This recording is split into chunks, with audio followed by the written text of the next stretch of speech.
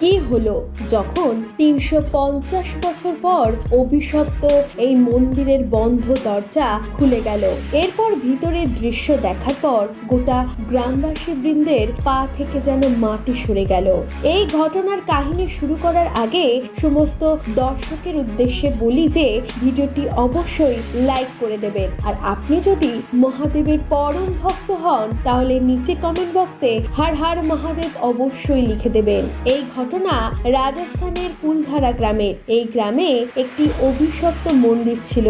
ওই মন্দিরের আশেপাশে অবধি যেতে গ্রামের সমস্ত লোকজন ভয় পেত।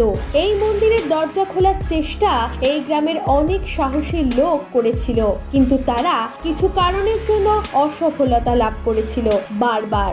এই গ্রামে এক ৬ বছর বয়সী বাচ্চা ছিল যার নাম ছিল সুমিত। সুমিত ছোট্টবেলা থেকেই মহাদেবের পরম ভক্ত ছিল। মহাদেবের প্রতি খুব ভক্তি ছিল তার।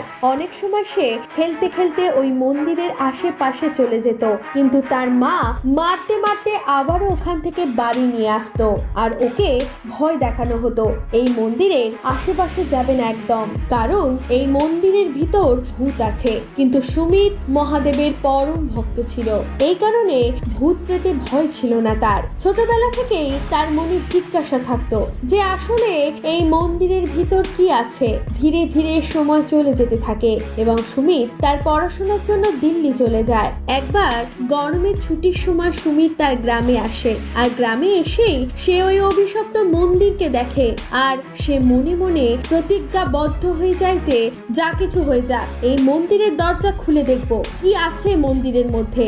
এরপর পরের দিনে রাত্রিবেলা যখন পুরো গ্রামবাসী ঘুমিয়ে যায় তখন সে হাতিয়ারের সাহায্যে ওই মন্দিরের তালা ভেঙে ফেলে এবং সেই ৩৫০ বছরের ওই অভিশপ্ত মন্দিরের দরজা খুলে যায়। কিন্তু যখনই সুমিত ওই মন্দিরের দরজা খুলে ফেলে তখন যে দৃশ্য দেখে তা দেখে তার পায়ের নিচের মাটি সরে যায়। ৩৫০ বছর পরেও মন্দিরের ভিতরের সমস্ত জায়গা পরিষ্কার পরিচ্ছন্ন ছিল আর একটা প্রদীপ জ্বলছিল। সুমিত এই চমৎকারিত্ব ঘটনা দেখার পর চিন্তায় পড়ে যায়, এটা কি করে সম্ভব। এটাই ভাবতে থাকে সে।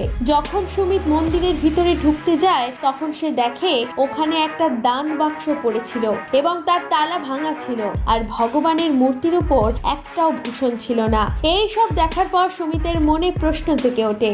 সুমিত এরপর আরো একটু এগিয়ে যায় মন্দিরের ভিতর। তখন সুমিতের মাথা ঘুরে যায় এবং সুমিত ওখানেই অজ্ঞান হয়ে পড়ে যায়। যখন পরের দিন গ্রামের সমস্ত মানুষের ঘুম ভাঙে তখন সবার নজর ওই অভিশপ্ত মন্দিরের দিকে পড়ে। এই মন্দিরের দরজা খোলা ছিল।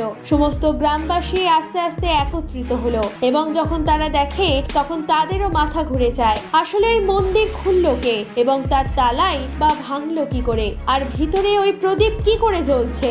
এত বছর পরে বন্ধ হয়ে পড়ে থাকা এই মন্দিরে এই রকম ঘটনা কিভাবে ঘটতে পারে। সবার নজর যখন সুমিতের দিকে পড়ে এবং সুমিতকে জ্ঞান ফেরানোর চেষ্টা করে, সুমিত সবাইকে আগের দিনের রাতের সমস্ত ঘটনা বলে। সমস্ত গ্রামবাসীর মনে একটাই প্রশ্ন ছিল। তারপর এই গ্রামের পাশে এক যোগী সাধু পুরুষ ছিল, ১১৫ বছর বয়স ছিল তার। সেই সাধুকে যখন সমস্ত ঘটনা বলা হলো তখন সে বলে ৩৫০ বছর আগে এই মন্দিরের ভক্তবৃন্দের জন্য খোলা থাকতো, কিন্তু একদিন মন্দিরে কিছু চোর ঢুকে যায় এবং তারা দান বাক্সের তালা ভেঙে ফেলে এবং ভগবানের পরিহিত সমস্ত গয়না চুরি করে চলে যায়। তখন ওই মন্দিরের পূজারী রেগে যায়। তারপর সে সমস্ত গ্রামবাসীকে অভিশাপ দেয় এবং বলে কোনোদিন যদি এই মন্দিরের ছলচাতুরি বা বাজে উদ্দেশ্য নিয়ে যেতে চায় তাহলে সে ওই মন্দিরে ঢুকতে পারবে না। তারপর অভিশাপ দিয়ে ওই মহাত্মা পূজারী